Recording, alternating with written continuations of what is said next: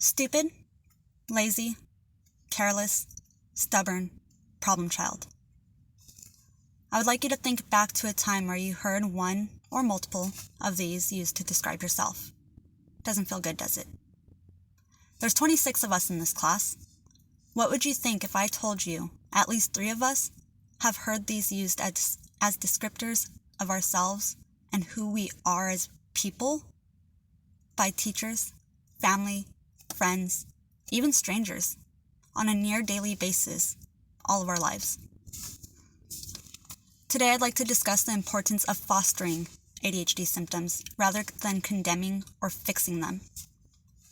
According to cdc.gov, the NSCH, National Survey of Children's Health, reported that 6 million children ages 3 to 17 were diagnosed with ADHD between years 2016 and 2019. HealthCentral.com states that that number in adults is 11 million.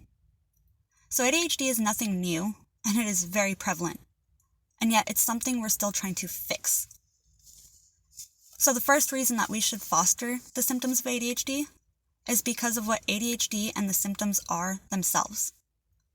The second reason is because oftentimes those same symptoms can translate into positive attributes. And the third reason is because we can all learn from somebody with ADHD. So first, what is ADHD and what are the symptoms? ADHD, or Attention Deficit Hyperactivity Disorder, is a neurodevelopmental disorder listed in the DSM-5. So it's a medically recognized thing. What about the symptoms? Well, most obvious are inattentiveness, hyperactivity, and impulsivity, but also emotional dysregulation,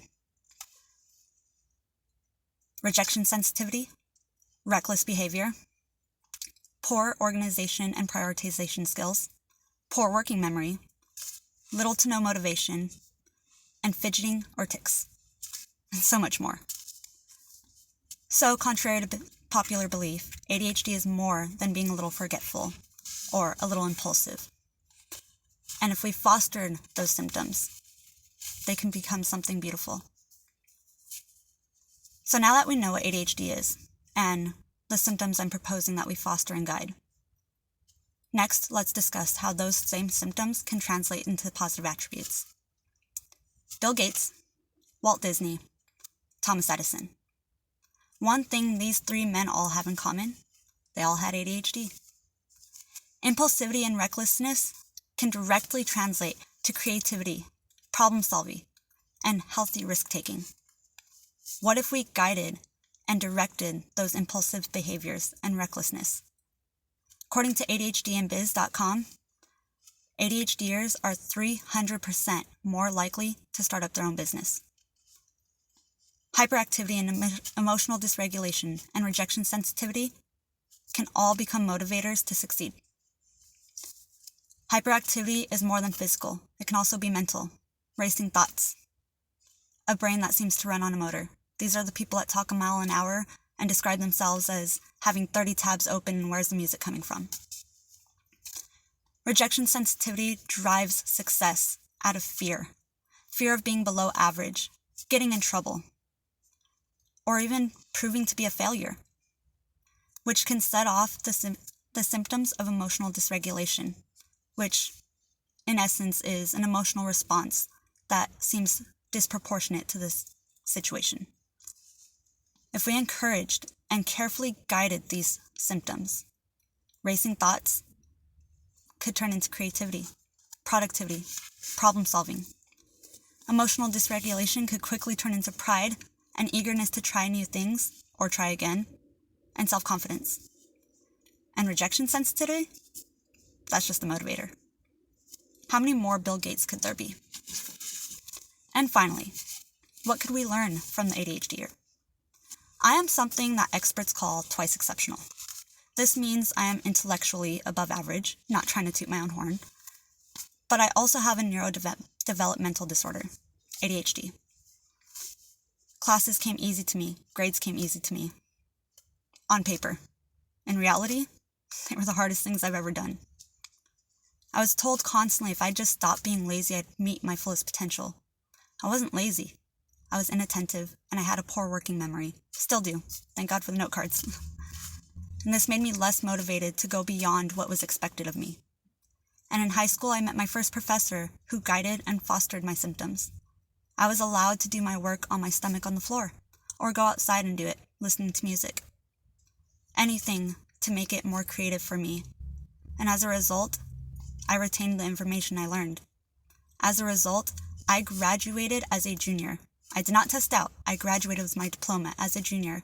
And on top of that, I graduated with 1 year ahead in my college credits. 8 years later, I met my partner who also has ADHD. He lacks prioritizing skills. And he fidgets a lot. And his whole life he was reprimanded for these things. When I encouraged him to let go of what he's been taught and what he's heard his whole life, his low prioritizing skills turned into spontaneity, adventure, exploration, and creative problem solving. Lots of sticky situations. And his physical hyperactivity, when let loose, quickly turned into playfulness, a need to exercise, wanting to try new sports, and becoming incredibly affectionate through touch. We can learn resilience, innovation, just like Edison, healthy risk-taking and problem-solving, thinking outside of the box, extra credit if you could forget the box exists, exploration that can lead to the greatest next discovery, just like Edison, and understanding society on a deeper level as a whole. So today we discussed ADHD and their symptoms, how they can translate into positive attributes, and what we can learn from the ADHDer. No one likes to feel like a failure just for thinking differently, and that's all that ADHD symptoms are, thinking differently, not moral failings. And it's time that we foster these symptoms rather than try to condemn and fix them. Because like it or not, the world needs ADHD brains to keep progressing forward.